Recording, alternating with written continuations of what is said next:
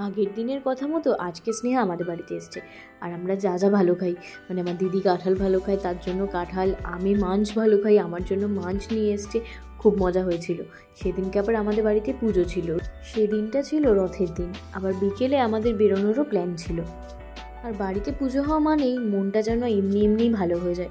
ওই কাঁসর ঘন্টার আওয়াজ শুনলে আমার খুব ভালো লাগে। আর বাড়িতে পুজো হওয়া মানেই প্রসাদ গোছানোর দায়িত্বে সবসময় আমিই থাকি। 10, 11, 12। আর এটা ছিল আমাদের একটা সিক্রেট ডেট, যদিও সেটা একটু পিছিয়েছে কিন্তু ক্যান্সেল হয়নি। পরে আমরা সবাই মিলে খেতে বসেছিলাম, যদিও নিচে শুধু ছবিই তুলেছি, খাটে ছাড়া আমি আবার খেতে পারিনি। তুই মুখটা এরকম পুরো চিংড়ি মাছের পোড়া নুনে পোড়া।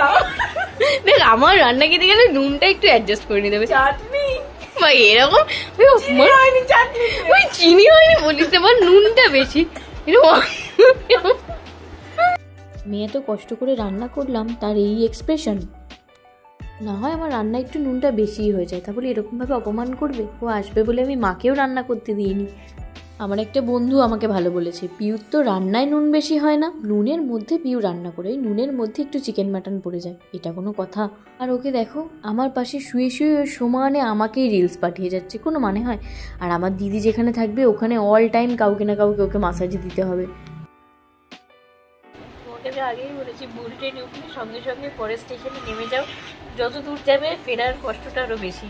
কিন্তু আমার তো ছোট ট্রেন, আমি তো নামতে পারবো না। আমার ভুল হয়েছে, ওকে বোঝানোর মতো ক্ষমতা আমার নেই গো। তারপর আমরা 3টেতে সেজে গুজে বেরিয়েছিলাম, বেরোনোর কথা ছিল 5:30টায়।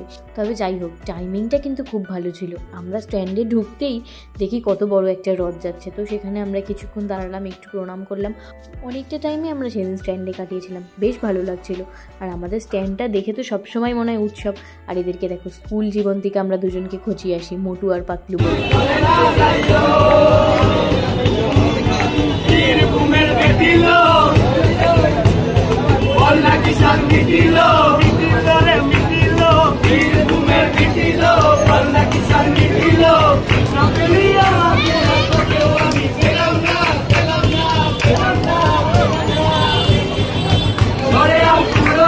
দেখি তাকাও,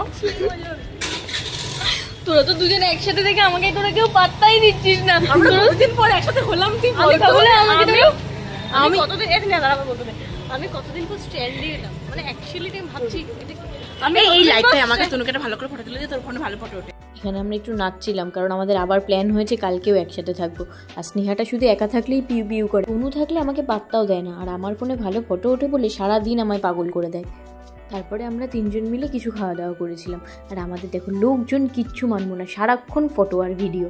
আর এটা ওরা কী করছে? আমাকে আইসক্রিম খাওয়াচ্ছে না আমাকে কিছুতে শাস্তি দিচ্ছে, আমি বুঝে উঠতে পারলাম না। তারপর বাড়ি ফিরেছিলাম, দিনটা বেশ কাটলো।